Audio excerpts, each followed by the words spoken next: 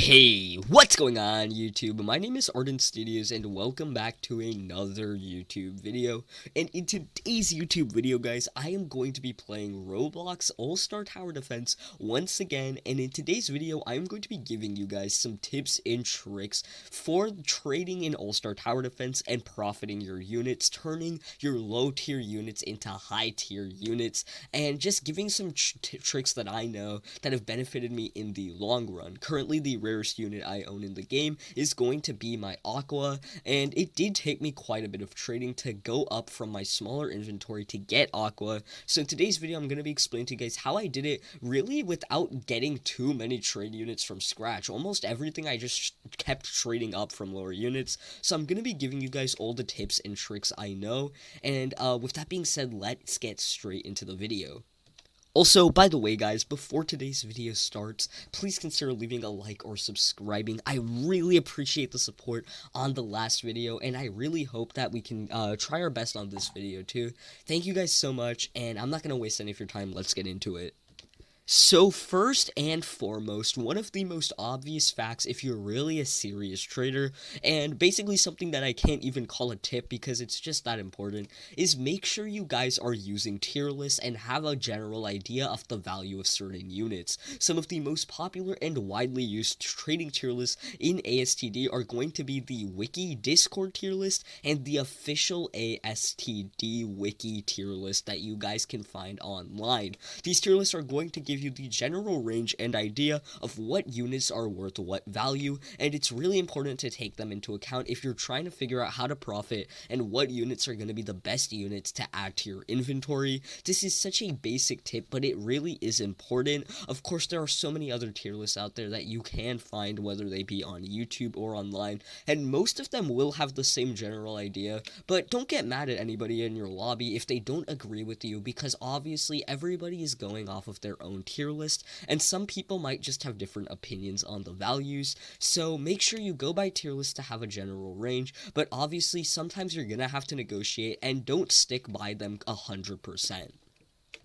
The second biggest tip that I have for trading is a little bit more complicated, so I'm gonna have to go a little bit into depth about it, and I guess you guys are gonna have to listen a little closely.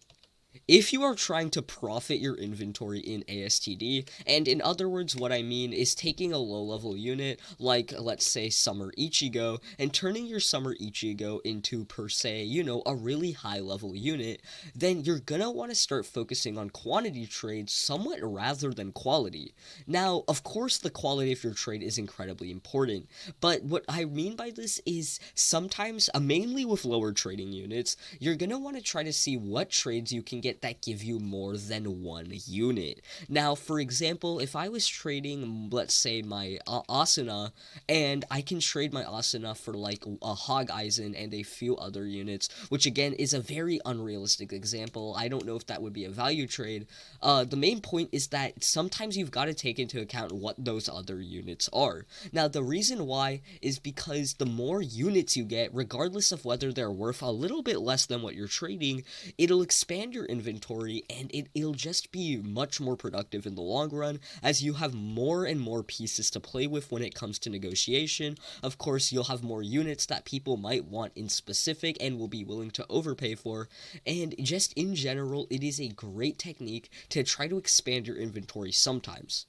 Now, needless to say, I'm not saying just trade a really good unit for a bunch of bad ones. That is not a good idea at all. But what I am saying is that make sure you're getting a good trade and see if you can get a few extra adds. Even if it's something as simple as one of the basic units like Akaza, that one extra Akaza plus the already good trade just adds more and more to what you can trade with, and is going to be a really good idea to, you know, just focus on. I also recommend, guys, you have to be, and I guess this is my third tip, very patient when you trade in All-Star Tower Defense. Patience is one of the most important ways to profit in trades, and if you don't feel comfortable with doing a trade, or you don't feel like you're not gonna, you know, profit or get a good deal out of it, don't do the trade, guys. Now, I know it can be tempting, especially if you spent a while, but it's important to be patient. If you're trying to offer a unit, really just try to trade it for the value that you really want to trade it for, and most importantly, be patient and wait till you get a good offer. However, some people want units more than others, and you're gonna get different offers for them. If somebody really wants a unit from maybe their favorite TV show, they might be willing to give a better offer, and then you could get a fairer trade on that deal. But obviously, at the same time, you're gonna have to just wait it out, because you really never know what kind of trade somebody will be willing to do from their own standards. Now, my last and final big trading tip, if you want to turn your lower profit units into higher ones, is to do the dungeons. Now, if you guys are trying to become any sort of trader, I highly recommend you do dungeons. It doesn't matter if you get the really rare unit from the dungeon or the blessing unit, just do dungeons in general, guys, because they're gonna give you units that are automatically gonna be at least mid-tier trading units, and overall they're gonna give you leverage, and you can start trading from there. If you don't have a basis for however you want to trade or your trading career, dungeon units are a great way to start off. Make sure you guys do a dungeon or two, try to find a big group of people, and you should be able to get some pretty decent units. If you're lucky enough to get the blessing units, you can even get units that most would consider A tier, and you're obviously going to be off to a really good start. When it comes to trading, demand for units is everything, and you really want to make sure you take into account what units people want the most. If you guys notice that everybody really wants a brand new dungeon unit, and nobody really cares too much about a dungeon unit that came out a bit ago, then it would probably be safer to try and trade for the new dungeon unit, as you'll have more leverage. Now, obviously, that is an unrealistic example. It could be the inverse, where everyone wants the old dungeon unit, but nobody really cares about the new dungeon unit, and therefore, in conclusion, it's just basically dependent on what you notice in the community. But with that being said, guys, that is going to be it for today's video. Those are all and some of the biggest trading tips I can give you guys. And hey, I hope this video helped you and you guys enjoy playing ASTD. With that being said, that is going to be it for today's video. Have a wonderful day and peace. Bye.